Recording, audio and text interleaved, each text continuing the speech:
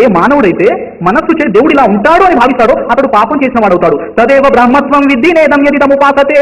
ఈ జనులు ఇక్కడ పూజించేది దైవం కాదు, బ్రహ్మ కాదని నీవు తెలుసుకో. చూడండి, ఇక అలాగే హిబ్రూలో తెలుపబడినటువంటి యెహోవా, అసలు యెహోవా అనే పేరు హిబ్రూలో యహ్వే అని ఉంటుంది. అరబ్బీలో యాహయ్యు అంటే సజీవుడు. హిబ్రూలో యహ్వే అనే పేరు జెహోవాగా, ఆ తర్వాత యెహోవాగా భవిష్యత్తులో ఎన్ని మార్పు చేర్పులకు గురవుతుందో మనకు తెలియదు. ఈ యహ్వే అనే పేరు అరబ్బీలో యాహయ్యు అంటే సజీవుడు అని తెలుపబడింది.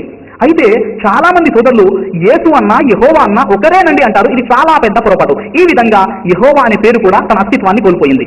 ఏ విధంగానైతే సోదరులు భగవద్గీత 10వ అధ్యాయం 3వ శ్లోకం ప్రకారంగా ఆ దైవాన్ని సర్వేశ్వరం చెప్పడం జరిగింది. మహేశ్వర్, సర్వేశ్వర్. సర్వ అంటే సమస్తము, ఈశ్వరం నియామకుడు.